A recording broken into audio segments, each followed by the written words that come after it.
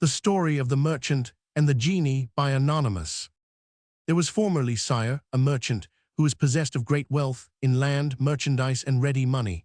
Having one day an affair of great importance to settle at a considerable distance from home, he mounted his horse, and with only a sort of cloak bag behind him, in which he had put a few biscuits and dates, he began his journey. He arrived without any accident at the place of his destination, and having finished his business, set out on his return. On the fourth day of his journey, he felt himself so incommoded by the heat of the sun that he turned out of his road, in order to rest under some trees by which there was a fountain. He alighted, and tying his horse to a branch of the tree, sat down on its bank to eat some biscuits and dates from his little store. When he had satisfied his hunger, he amused himself with throwing about the stones of the fruit with considerable velocity. When he had finished his frugal repast, he washed his hands, his face, and his feet, and repeated a prayer like a good Mussulman.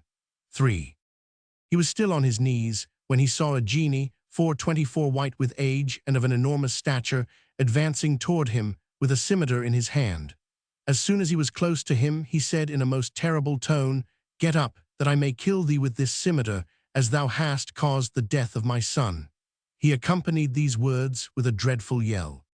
The merchant, alarmed by the horrible figure of this giant, as well as by the words he heard, replied in trembling accents, "How can I have slain him?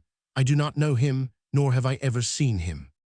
"Didst thou not," replied the giant, "on thine arrival here, sit down and take some dates from thy wallet, and after eating them, didst thou not throw the stones about on all sides?" "This is all true," replied the merchant, "I do not deny it." "Well then," said the other, "I tell thee thou hast killed my son, for while thou wast throwing about the stones, my son passed by.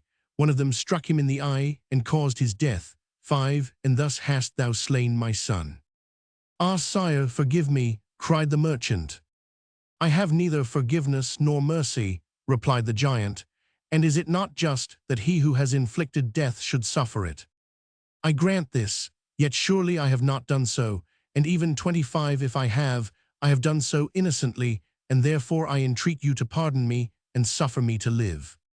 "No, no," cried the genie, still persisting in his resolution, "I must destroy thee, as thou hast killed my son." At these words, he took the merchant in his arms, and having thrown him with his face on the ground, he lifted up his saber in order to strike off his head. Scheherazade, at this instant perceiving it was day, and knowing that the Sultan rose early to his prayers, 6 and then to hold a council, broke off. "What a wonderful story," said Dinarzade, "have you chosen?" "The conclusion," observed Scheherazade, "is still more surprising, as you would confess if the Sultan would suffer me to live another day, and in the morning permit me to continue the relation." Shahryar, who had listened with much pleasure to the narration, determined to wait till tomorrow, intending to order her execution after she had finished her story. He arose, and having prayed, went to the council. The Grand Vizier, in the meantime, was in a state of cruel suspense. Unable to sleep, he passed the night in lamenting the approaching fate of his daughter, whose executioner he was compelled to be. Dreading, therefore, in this melancholy situation, to meet the Sultan, 26. How great was his surprise in seeing him enter the council chamber without giving him the horrible order he expected. The Sultan spent the day, as usual, in regulating the affairs of his kingdom, and on the approach of night, retired with Scheherazade to his apartment. 7. On the next morning, the Sultan did not wait for Scheherazade to ask permission to continue her story, but said, "Finish the tale of the genie and the merchant. I am curious to hear the end of it." Scheherazade immediately went on as follows. When the merchant, sire, perceived that the genie was about to execute his purpose, he cried aloud, "One word more, I entreat you, have the goodness to grant me a little delay. Give me only 1 year to go and take leave of my dear wife and children, and I promise to return to this spot and submit myself entirely to your pleasure." "Take Allah to witness of the promise thou hast made me," said the other. "Again I swear," replied he, "and you may rely on my oath."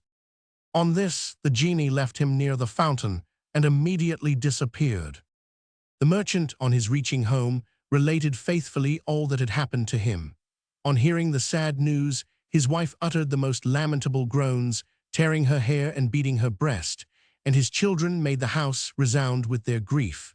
The father, 27, overcome by affection, mingled his tears with theirs. The year quickly passed. The good merchant, having settled his affairs, paid his just debts, given alms to the poor, and made provision to the best of his ability for his wife and family, tore himself away amid the most frantic expressions of grief. And mindful of his oath, he arrived at the destined spot on the very day he had promised. While he was waiting for the arrival of the genie, there suddenly appeared an old man leading a hind, who, after a respectful salutation, inquired what brought him to that desert place. The merchant satisfied the old man's curiosity and related his adventure, on which he expressed a wish to witness his interview with the genie. He had scarcely finished his speech when another old man, accompanied by 2 black dogs, came in sight, and having heard the tale of the merchant, he also determined to remain to see the event. Soon they perceived, toward the plain, a thick vapor or smoke, like a column of dust raised by the wind. This vapor approached them, and then suddenly disappearing, they saw the genie, who, without noticing the others, went toward the merchant, scimitar in hand. Taking him by the arm, "Get up," said he, "that I may kill thee, as thou hast slain my son." Both the merchant and the 2 old men, struck with terror, began to weep and fill the air with their lamentations.